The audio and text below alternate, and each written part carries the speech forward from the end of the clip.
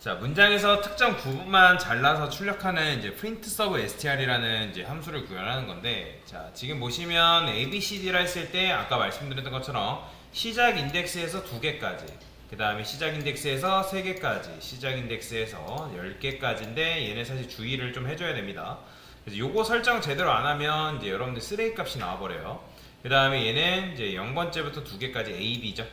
그 다음에 얘는 딱히 리턴 타입이 없어요. 자, 그러면 여기다가 저는 이렇게 써줄 겁니다. 자, 그러면 매개 변수를 3개를 받아야 되죠. 하나는 문자열, 그 다음에 얘는 스타트라 쓸 거고요. 그 다음에 int len이라 쓰겠습니다. 그러니까 말 그대로 길이죠. length. 그러면 자, 어디서부터 어디까지 해야 되는 거냐면 제가 end를 설정을 해줄 거거든요. end 값. 그러니까 왜냐면 반복문을 돌릴 때 end 값까지 출력을 순회를 하려고 하기 때문에 제가 이렇게 쓰는 겁니다. 그러면 end라는 건 뭘 말하는 거냐면 얘를 출력할 때 지금 얘가 뭐예요? 2번째죠. 그러니까 얘가 2번째니까 인덱스로 따지면 얘는 이제 d는 뭐예요? 얘는 0, 1, 2, 3이죠. 3. 그죠? 3. 그러면 제가 여기다가 start 플러스 len이라고 쓰게 되면 이건 뭐예요? 바로 2 플러스 2죠. 그러니까 4란 말이에요. 그러면 여러분들이 시작점에서 4 전까지 출력하는 게 가능해져요. 굉장히 간단해져요. 자, 보세요. 어떻게? 자, for를 돌리겠습니다. int i는 start라 쓰고요. 그 다음에 i를 어디까지? end까지. 자, 여러분들이 쓴 거랑 강사 코드를 한번 비교를 해보세요. 얼마나 이제 달라지는지. 뭐 저랑 비슷하게 하신 분들은 상관없고요. 자, 사실 이게 끝이에요. 이게 정답이에요, 여러분들. 자, 어때요? 뭐 물론 이렇게 하신 분들은 굉장히 잘 하신 건데 코드가 굉장히 간단해지죠. 왜 그러냐면 단순한 문제예요. 그러니까 문제를 보고 가끔가 너무 복잡하게 생각하려고 하는 경향이 있기 때문에 문제를 못 푸는 분들이 굉장히 많거든요. ABCD라는 거는 얘는 문자 열이죠. 그 다음에 얘가 시작 인덱스라 했기 때문에 제가 스타트로 잡은 거고, 그 다음에 얘는 뭐예요? 길이란 말이에요. 내가 2개까지 끌고 오겠다. 그러면 우리가 출력이라는 걸 했을 때 여기서 시작을 해서 CD라는 건 D는 인덱스로 따지면 3번이잖아요.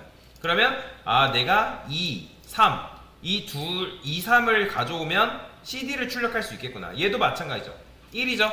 그러면 이제 1 더하기 3은 4니까 4 전이 3이죠. 1, 2, 3이죠. 그죠? 그럼 BCD 출력 가능할 거고. 자, 그렇기 때문에 지금 제가 여기다가 스타트랑 랭스를 더한 결과를 end라 쓴 거고, end 전까지 해줘야지만 깔끔하게 이 부분을 끌고 올 수 있다는 거죠.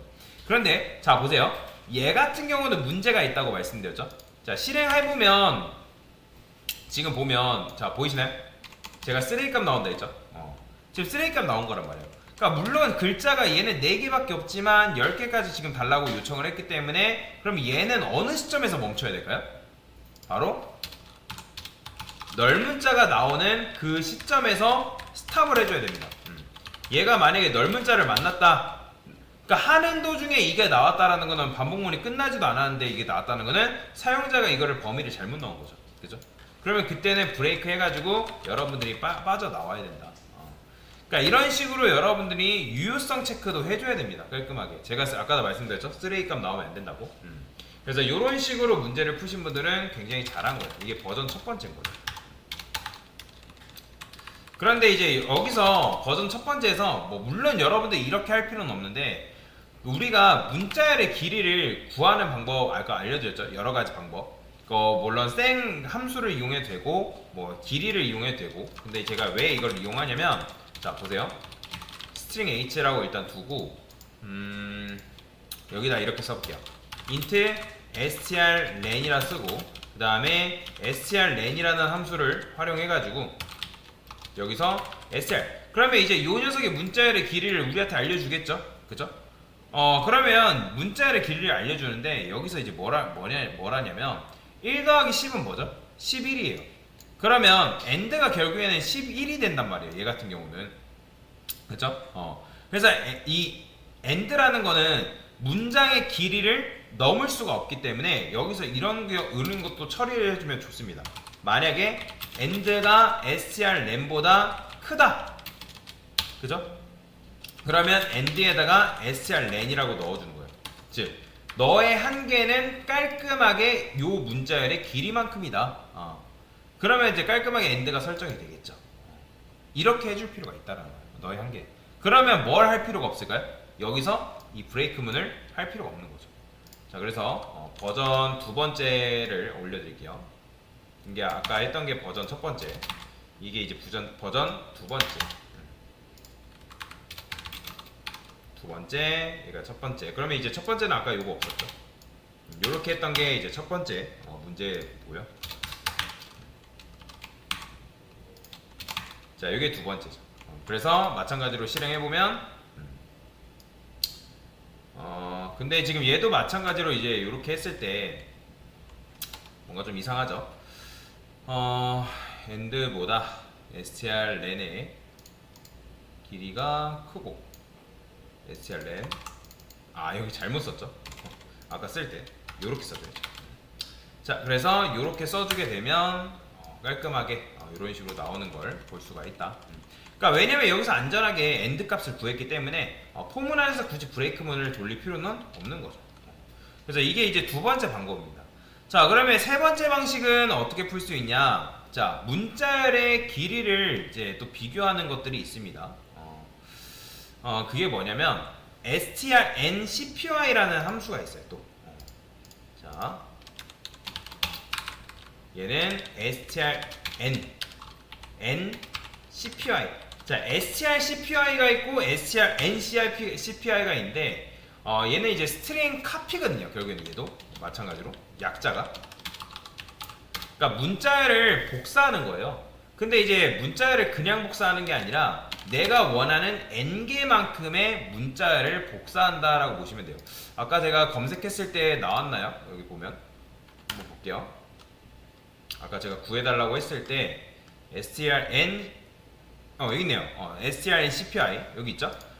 지정한 길이만큼 문자열을 복사한다. 그러면 이게 무슨 말이냐? 그러니까 내가 찾고자 하는 게 결국에는 이 두 번째에서 이 두 번째 이제 뭐 문자열, 그 다음에 얘도 마찬가지로 첫 번째에서 3 전까지인 문자열 BCD. 그러니까 걔를 지금 가져오고 싶은 거란 말이에요. 자, 그래서 요거는 잠깐 주석 처리하고. 자, 그러면 얘는 어떻게 쓸 수 있냐? 사용 방법만 설명드릴게요. 문자열에서 원하는 문자열을 뭐한다? 복사한다 라고 보시면 돼요. 원하는, 그러니까 n개의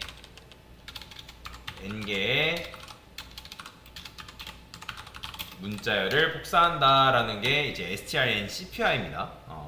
그러면 얘는 이제 총 3가지를 넘겨야 돼요. 이 strncpy는 3개의 매개 변수를 넘겨줘야 되거든요. 그래서 첫 번째 매개 변수, 그 다음에 두 번째 매개 변수, 세 번째 매개 변수, 각각의 역할이 뭔지만 설명해 드릴게요. 자, 첫 번째 매개 변수는 뭐냐면 이제 복사된 문자열을 저장할 배열의 첫 번째 주소입니다. 그래서 이제 문자열을 다루기 위한 하나 이제 변수를 따로 만드셔야 돼요.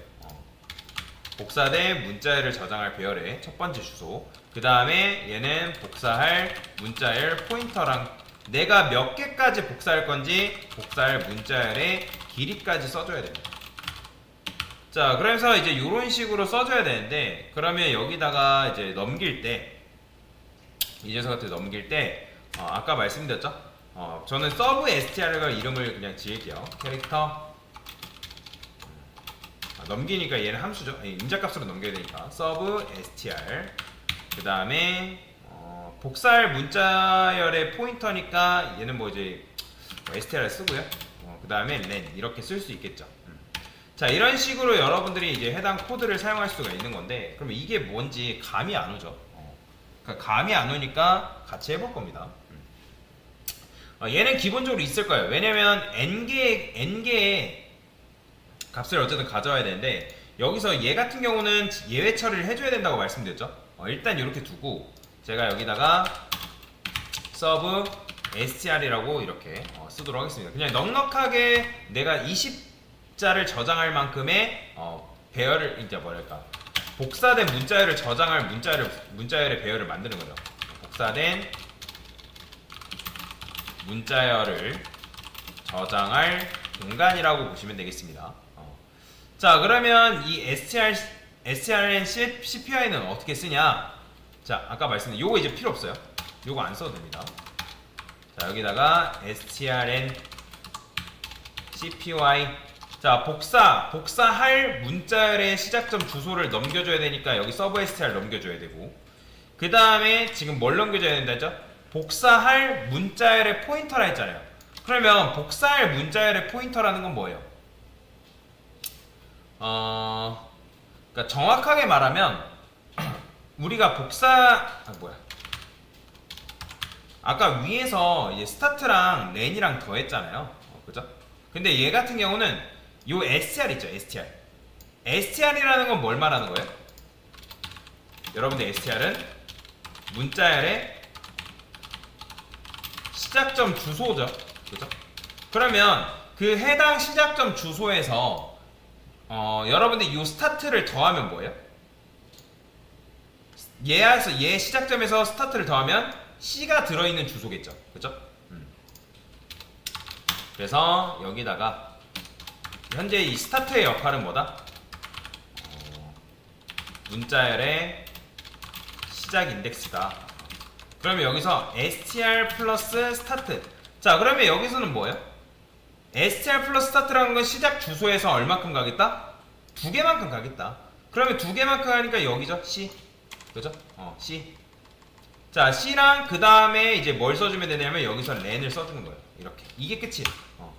그러면 여기서 이제 마찬가지로 얘도 이제 스타트거든요. 스타트. 따지고 보면.